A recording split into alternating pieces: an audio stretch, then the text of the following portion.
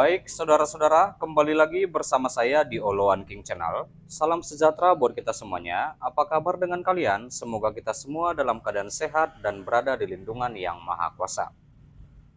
Di video kali ini, kita masih membahas tentang update terbaru kasus Vina Eki di Cirebon yang terjadi pada 2016 silam. Di sini kita bisa menyaksikan video cuplikan di mana ibu-ibu yang lantang keras protes terhadap di kasus Vina dan Eki yang di Cirebon pada 2016 lalu. Mari kita saksikan video cuplikan dari ibu ini. Profesor Dr. Muhammad Mahmud MD turun gunung untuk menyelesaikan kasus Vina. Dia katakan kalau aku jadi presiden seminggu tuntas semuanya kasus Vina ini. Rekayasa baju coklat akan dibereskan. Semua kasus-kasus narkoba semua dibereskan. Semua polisi-polisi yang terlibat si baju-baju coklat semuanya dibereskan. Mereka-mereka yang sudah menganiaya orang-orang yang tidak bersalah semua dibereskan. Cocok. Setuju dengan Pak Mahmud MD.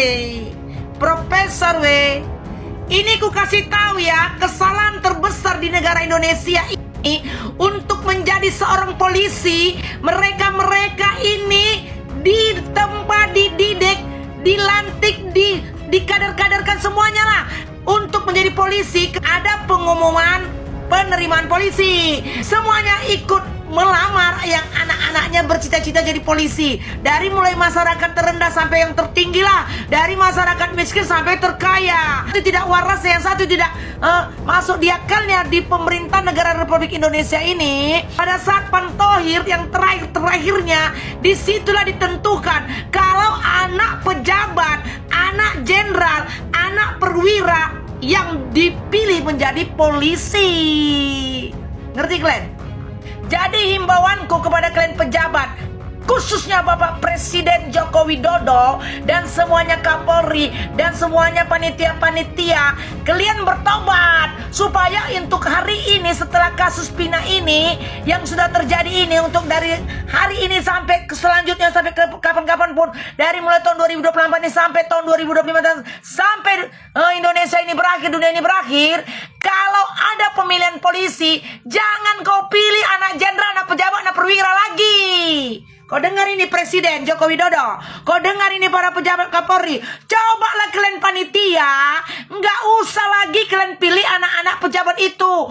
Kalau bisa kalian pilihlah orang-orang yang miskin-miskin aja, yang sudah banyak kali teraniaya, yang sudah nggak perlu kali hidup di dunia ini, yang sudah nggak perlu kali lagi uang. Itu maksudku, biar negara Republik Indonesia ini bisa berubah. Ini enggak saat terakhir ditetapkan testing terakhir, maksudku, disitulah ditentukan.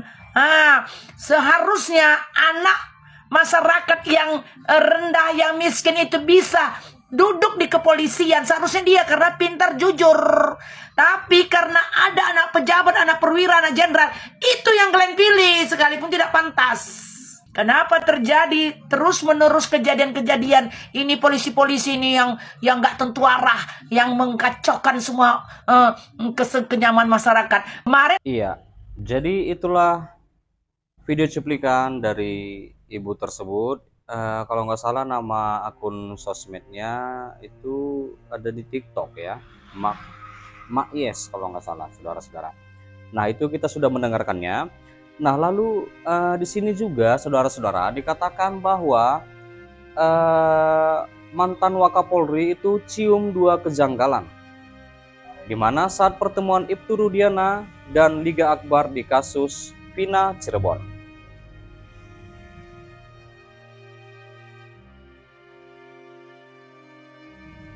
Saksi kunci kasus pembunuhan Vina Cirebon, Vina atau Eki yang terjadi di Cirebon pada 2016 silam, itu yang bernama Liga Akbar ya, bongkar fakta bahwa ia sempat bertemu dengan Ibtu Rudiana. Lalu Ibtu Rudiana sendiri merupakan ayahnya Eki ya, dari korban pembunuhan Vina dan Eki Cirebon. Nah, lalu mantan Wakapolri yaitu Komjen Pol Purnawirawan Ogreseno mencium adanya dua kejanggalan dari dua pertemuan tersebut, atau dua pertemuan mereka inilah ya. Iya. Bahkan kejanggalan tersebut dapat membuat Ibtu Rudiana selaku ayahnya Eki bisa terkena pemberhentian tidak dengan hormat atau PTDH. Nah, Ogreseno mengatakan kejanggalan tersebut mulai tercium saat Rudiana bertemu dengan Liga Akbar untuk menanyakan soal pakaian yang dikenakan saat Eki tewas. Saat itu, Ibtu Rudiana menghubungi Liga Akbar. Rudiana kemudian menjemput dan mengajaknya berkeliling naik mobil ya. Mereka hanya berbicara empat mata di dalam mobil. Rudiana kala itu menanyakan soal pakaian dan kronologi soal kejadian tersebut kepada Liga Akbar. Padahal untuk menunjukkan pakaian, helm, dan sepeda motor milik Eki, hanya bapaknya yaitu Ibtu Rudiana bisa kenapa harus mengajak Liga Akbar, kata Wakapolri tersebut. Lalu Ogreseno melanjutkan kejanggalan kedua ketika Liga Akbar dibawa oleh polisi ke penyidik. Ia menanyakan adakah surat panggilan ataupun surat perintah yang bertuliskan ya untuk membawa Liga Akbar ke penyidik. Surat itu harus ada meskipun Ibtu Rudiana seorang perwira. Ibtu Rudiana juga diduga turut memengaruhi kesaksian Liga Akbar ya. Keanehan-keanehan ini yang bagi saya perlu didalami, ada apa sebenarnya mengajak Liga Akbar untuk memberikan kesaksian yang akhirnya berkembang menjadi kesaksian yang tidak benar, kata Pak Ogreseno. Lalu saudara-saudara, di sini juga dikatakan ya bahwa lanjut Pak Ogreseno, seorang memberikan keterangan tidak benar maka dia bisa dikenakan memberikan keterangan palsu di pengadilan. Namun, jika seorang dipaksa memberikan keterangan tidak benar padahal dia memang tidak tahu permasalahan itu, belum tentu bisa dikatakan memberikan keterangan palsu. Sumber keterangan palsu ini harus dibuktikan dari siapa? Lanjut Pak Ogreseno. Lalu Pak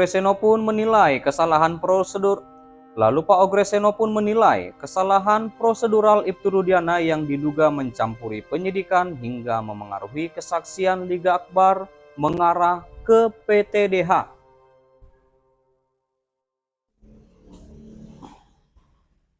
Arahnya ke PTDH karena sudah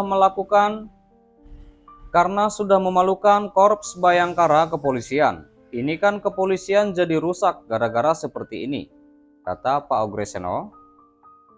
Nah, lalu Kuasa Hukum Peggy Setiawan, Mayor TNI CHK Purnawirawan Marwan Iswadi menyebut bahwa Ibtu Rudiana, ayah almarhum Eki, membuat sendiri surat penyidikan untuk menangkap para pelaku.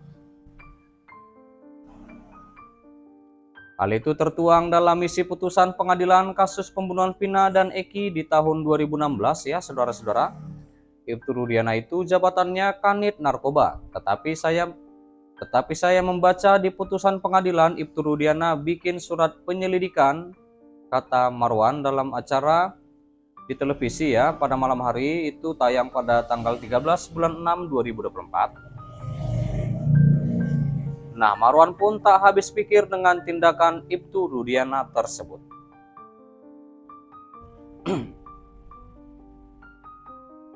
Iya, baik saudara-saudara. Sampai di sini dulu berita terkini yang bisa aku sampaikan atau update terbaru tentang kasus Vina dan Eki di Cirebon pada 2016 silam. Terima kasih buat saudara-saudara yang sudah menonton, yang sudah support aku di channel ini. Jangan lupa di like, berikan komentar kalian di bawah, dan please share video ini dan subscribe dan nyalakan loncengnya. Terima kasih.